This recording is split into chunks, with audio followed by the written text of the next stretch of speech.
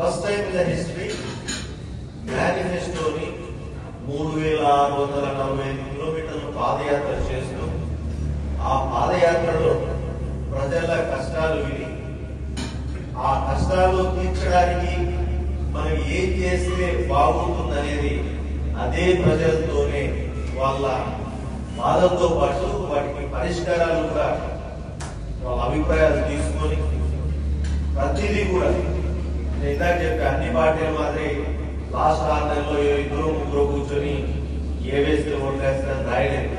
నేను మేనిఫెస్టో కమిటీలో నేను మెంబర్గా పనిచేశాను. పాదయాత్ర స్టార్ట్ చేసిన రోజే నాకు జగన్ అని చెప్పాడు. I feel proud. నన్ను సాంబు అని పిలుస్తాడు. మా ఇంట్లో మా అమ్మ నాన్న మా పెద్దన్నయ్య ముగ్గురు పిలిచేవాళ్ళు. 4 అయిన నన్ను సాంబు అని పిలిచేది అన్న జగన్ ఒక. సో జగన్ పాదయాత్ర మొదలు పెట్టినప్పుడు ఒక సందర్భంలో ఈ డిస్కషన్ వచ్చినప్పుడు నాకు చెప్పాడు, సాంబు ఒక పని చెయ్యి, మనం పాదయాత్ర చేసేటప్పుడు ఆ మీటింగ్స్ జరిగేటప్పుడు నేను కొన్ని విషయాలు చెప్తుంటాను. అంటే వారం 10 రోజులు పబ్లిక్ మీటింగ్ పెట్టేవాళ్ళం పాదయాత్రలో. ఆ మీటింగ్ లో ఆ ముందు మీటింగ్ ఆ పాదయాత్రలో విషయాలు క్రోడీకరించి ఆయన వాటిని అర్థం చేసుకుని ఆ సమస్యలు వాటి పరిష్కారాలను కూడా ఆయన ఆలోచన చేసి ఆ మీటింగ్ లో చెప్పేవారు. ఈ పాదయాత్రలో ఆ టైంలో జరిగిన వాటన్నింటినీ వాళ్ళ జనాలకు ఉన్న సమస్యలు వాటికి ఉన్న పరిష్కార మార్గాలు చెప్పేవారు. సో ఆ మీటింగ్ లో ఏవైతే చెప్పారో అట్లా ఆ ప్రతి మీటింగ్ ని ఫాలో అయ్యేందుకు ఇవన్నీ కూడా నీట్ గా ఫైల్ చేసి పెడుతూ so will sum up all these meetings. నేను ఏం చెప్తానంటే సమ్ అప్ చేస్తే that would be our manifesto అని చెప్పారు. That is the true manifesto. అంటే ఇట్స్ ద పీపుల్స్ మేనిఫెస్టో. అంటే అది అంతేగాని ఊరికే వీళ్ళు ఏదో ఇప్పుడు చెప్తానంటాడు, బాబు చెప్తాడు పీపుల్స్ క్యాపిటల్ అంటాడు, పీపుల్స్ ఏదో అంటాడు. రాజకీయాలు అనేవి ఏదో మాటలు చెప్పి ఏదో ముఖ్యమంత్రి అయిపోయి కాదు.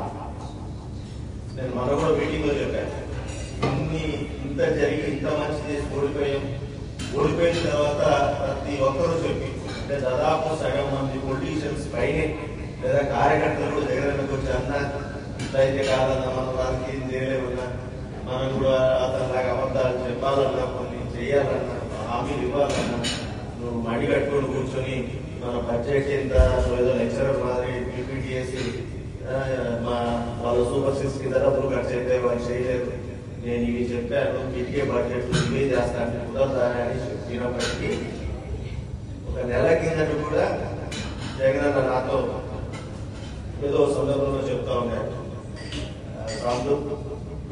రాజకీయాల్లో నీతి నిజాయితీ నిజాలు మాట్లాడటం అనేది 100% ఉండాలి. మనం అబద్ధం చేసి రాజకీయం చేయొచ్చు, నువ్వు ఎమ్మెల్యే కావచ్చు, నేను ముఖ్యమంత్రి కావచ్చు, but over a period of time 25-30 ఏళ్ల తర్వాత మనం రాజకీయాలు సాధించినప్పుడు వెనక్కి చూసుకుంటే మనకి అసహ్యం అనిపిస్తుంది. మనం ఒకవేళ నిజంగా తప్పు చేసి ముఖ్యమంత్రి అయ్యింది. ఈరోజు ఎందుకు 5 ఏళ్ళు ఎప్పుడైనా హిస్టరీలో ప్రభుత్వం వచ్చిన తర్వాత ఒక ముఖ్యమంత్రి స్థానంలో, ఒక పార్టీ అధ్యక్షుడి స్థానంలో తన ఎమ్మెల్యేలందరినీ కూడా గడప గడపకు మన ప్రభుత్వం అనే పేరుతో ఇంటింటికి తిరగమని చెప్పిన ముఖ్యమంత్రి ఎవరైనా ఉంటారు అసలు రాజకీయ చరిత్ర?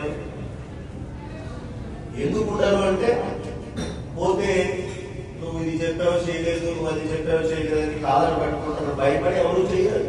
కానీ జగనన్న మాత్రమే ఎంటైర్ ఇండియన్ పొలిటికల్ హిస్టరీలో ఒక హీరో లాగా ఇదిగో నేను ఎలక్షన్ లో ఇది చెప్పాను చేశాను, ఇంకా ఎవరికైనా ఇది చేసి జరగకపోయింటే మీకు అందకపోయింటే ఏదైనా ఇబ్బంది ఉంటే మళ్ళీ చెప్పండి అని చెప్పి మళ్ళీ అధికారులు ఇంటింటికి పంపించాడు. అది చాలేదని మళ్ళీ ఎమ్మెల్యేలు ఇంటింటికి పంపించాడు.